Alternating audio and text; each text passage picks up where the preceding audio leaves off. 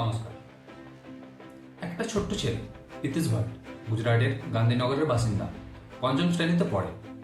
বয়স মাত্র 10 বছর, কিন্তু যখন কথা বলে তখন কনফিডেন্স যেন একজন প্রাপ্তবয়স্ক মানুষের থেকেও বেশি। রিসেন্টলি কেবিসি কন বানেগা করোড়পতির মঞ্চে সে বাচ্চাটি এমন কিছু বলে উঠল যেটি শুনে পুরো দেশ দুভাগে বিভক্ত হয়ে গেল।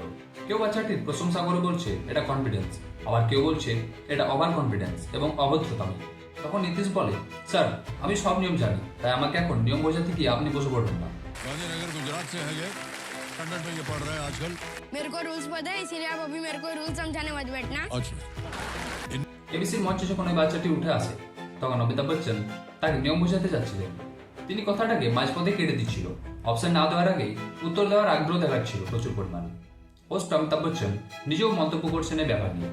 কখনো কখনো বাচ্চাদের ওভার কনফিডেন্সের কারণে ভুল হয়ে যায়।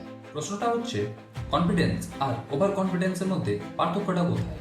কনফিডেন্স মানে নিজের উপর বিশ্বাস রাখা, আর ওভার কনফিডেন্স মানে নিজের উপর এতটা বিশ্বাস রাখা যে অন্য কারো কথা গুরুত্ব না দেওয়া।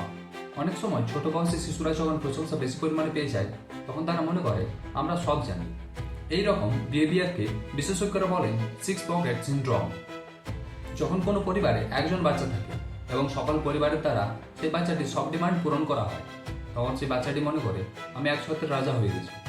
তখন এরা মনে করে আমাদের ছোট বড় সব ডিমান্ড পূরণ করা হবে, আমরা যেটা চাইবো আমরা সেটাই পাবো। এখান থেকেই বাচ্চাদের খারাপ বিহেভিয়ার শুরু হয়। তারপর যখন তারা বাইরের দুনিয়া দেখে তখন তারা মনে করে বাইরের দুনিয়া সম্পূর্ণ আলাদা। তখন এরা ভাবে যেটা চাইবো সেটা পাবো না। তখন এদের মধ্যে অ্যারোগ্যান্স ডেভেলপ হয়।